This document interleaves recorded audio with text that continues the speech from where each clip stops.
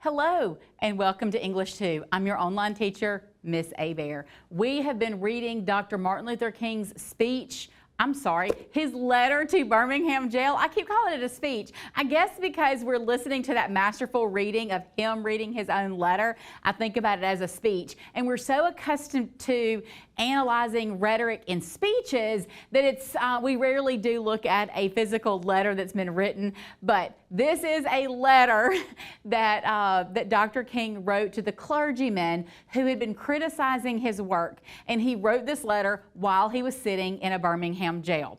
All right, all that being said, this is part of the Engage New York curriculum, and we're looking at how authors use rhetoric and word choices to develop ideas and claims.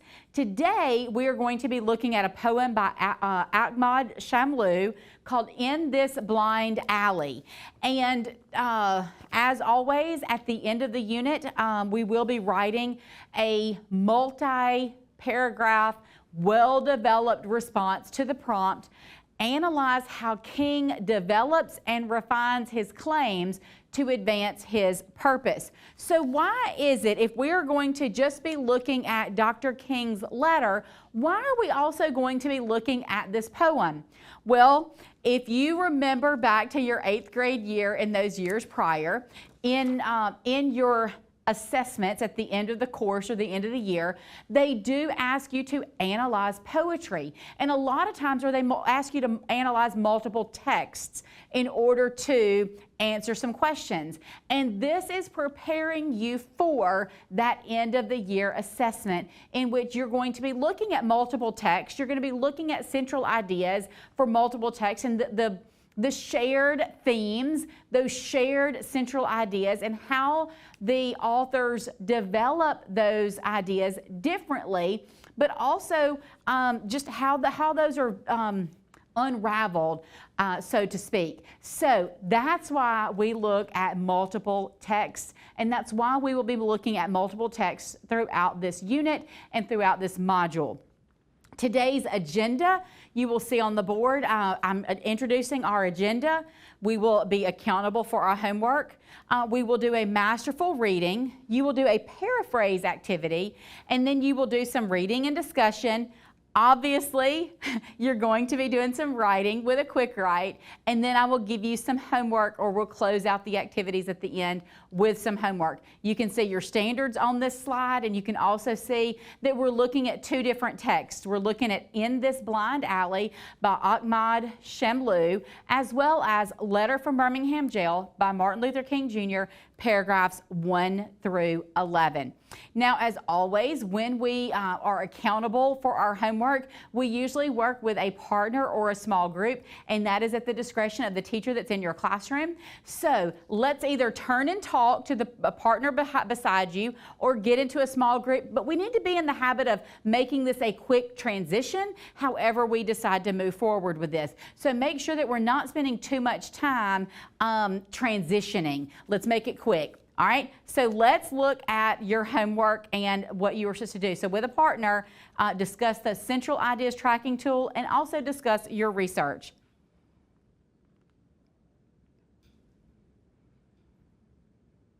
All right, your teacher will be looking at your Central Ideas Tracking Tool to make sure that you were tracking that information properly.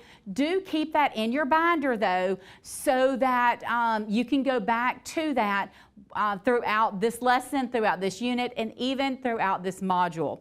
All right, so now let's look at a little bit of research and some of the things that I heard you guys talking about Shamlu as I was walking around. So he was Iranian. He was Iran's most famous poet and lived under Iran's oppressive regime, which likely gave him many topics for his poetry. He did speak out and against violent social oppression in his century and may have used his poetry to do so.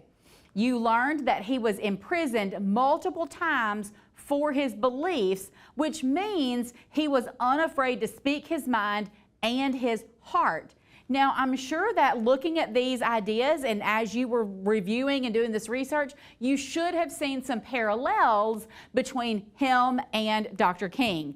And if you did not, shame on you. You were not researching closely enough. But I hope that you see those parallels now, and I hope that you can see how their lives share some of those common themes, some of those common central ideas, and how their writings were influenced by the world that they lived in and the time that they lived in.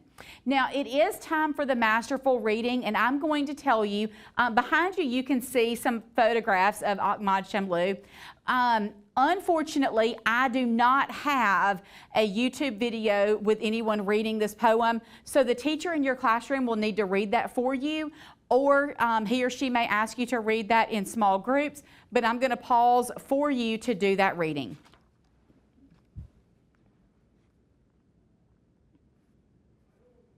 Great job. I know I enjoyed hearing some of your renditions. Some classrooms, the teacher that was in the classroom read, and some, I thought it was really cool, some student groups would come up and kind of read a little bit at a time. I loved seeing that. So, and I loved hearing those different ideas. So now we're going to move forward and look at a paraphrasing activity. I want you to work within a stanza of a poem. And what is a stanza? A stanza is a grouping of words. So in this particular poem, there are 8 stanzas, and you are going to work with a partner, and your teacher that's in the classroom will assign you one of the stanzas, and I want you to paraphrase that stanza in 1 to 3 sentences. So I'm going to give you a minute to do that, and then we're going to come back and talk about that.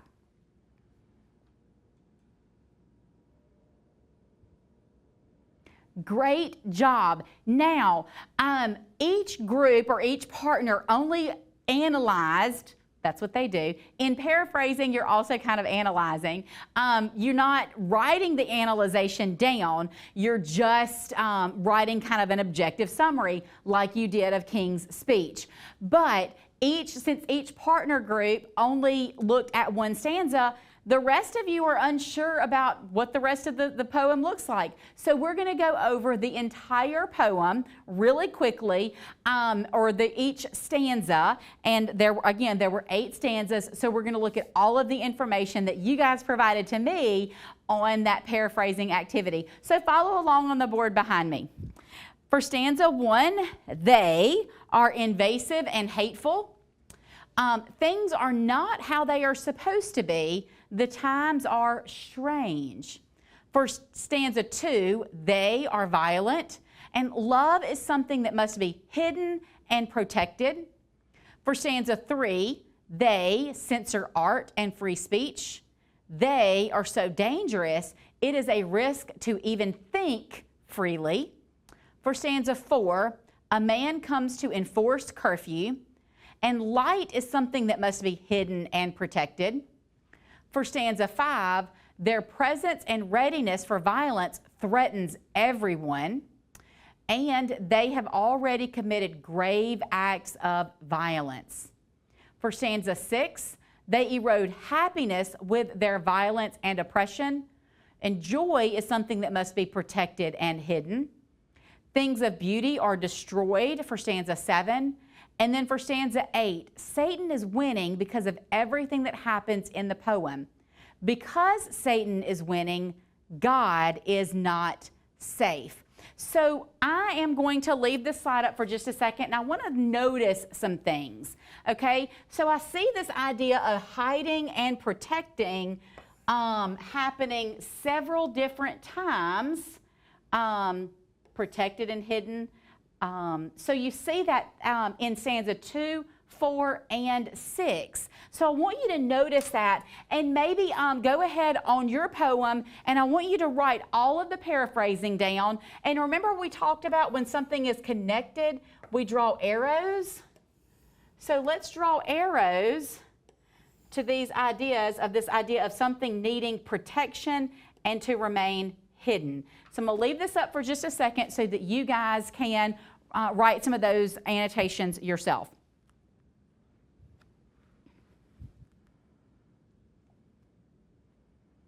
Great job. I can't wait to see your quick write for today's lesson. I'm excited about it. Just the energy that's in the room is so good. Now you are going to work with a small group, not just a partner. I want there to be 3 or 4 people in this group because you are going to answer some questions about this poem, and I need you to have multiple voices speaking and thinking in this group together. So get in those small groups. I want you to take turns reading the poem out loud and answering the questions that are on your board.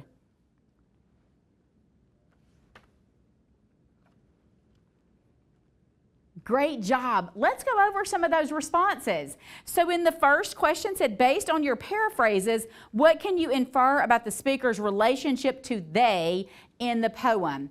So you see that the speaker is scared of them, and they oppress the speaker, and they threaten the speaker. What is a central idea in the poem? A central idea in the poem is the emotional difficulty the speaker and his addressees have living under the people he calls they in these strange times. Another central idea in the poem is about the important parts of the speaker and his addressees' lives that must be hidden in the larder from the oppressive violence of they. And then how does the speaker's relationship to they impact your understanding of a central idea in the poem? It clarifies that a central idea in the poem has to do with the poem's speaker and the addressee suffering under their oppression. And then how does Shamlu alter the connotations of the word light in stanza 4? By using the phrases kill the light and let's hide light in the larder, Shamlu suggests light has multiple meanings. And then light is not only light, but represents things associated with light. So hope and goodness and safety. Okay? So you should have recorded those responses. If you need to modify your responses and add some additional notes, go ahead and do that. And then let's look at the last set of questions for this poem. All right? How does figurative language in stanza 3 influence your understanding of stanza 7? Oh my, they're asking you to look at 2 different stanzas and how those work together. All right, canaries are songbirds that, like the logs of song, are burned in stanza 3. It's kind of interesting. All right, canaries, lilies, and jasmines are all beautiful things, just like song and poetry. And then the idea of they, again, they are destroying what is beautiful with their oppression. All right, the next question is, what are the similarities between the speaker's relationship in they, in this blind alley, and African Americans' relationship with the white power structure as expressed in paragraphs 10 and 11 in Letter from Birmingham Jail? Uh-oh, we're looking at 2 different texts, aren't we? So let's look at how that should be answered. The speaker and African Americans are both treated unjustly and brutalized by they and the white power structure, respectively. All right? And then we're looking again, let's look at how King and Shamlu do this kind of simultaneous power struggle, right? How does King's description of the vicious mobs and hate-filled policemen in paragraph 11 relate to Shamlu's descriptive language in the poem? You can see they both describe oppressive and violent behavior. They both use violent verbs like flog, chop, lynch, and kick. You can see those very descriptive words, those very descriptive violent verbs. And lastly, what connections can you draw between a central idea from Letter from Birmingham Jail and a central idea present in this blind alley? A central idea present in both texts is suffering endured by those living in an oppressive, unjust, and violent society. Make sure that you have written all of those responses down, because you know we're going to do something between the 2 of them for our quick write, don't you? If you don't know that by now, then you haven't been with me for very long, have you? All right, so let's look at what your quick write is for today. Analyze the cumulative impact of specific word choices, including figurative language and connotation, in the development of the central idea present in both In This Blind Alley and Letter from Birmingham Jail. Use any of your annotations or your tools, any notes that you have to complete this quick write. Good job. All right, now it is time for your homework. Are you ready? This will not happen very often. There is no homework for tonight or for this next lesson. So this is all that I have for you today. And until next time, happy learning.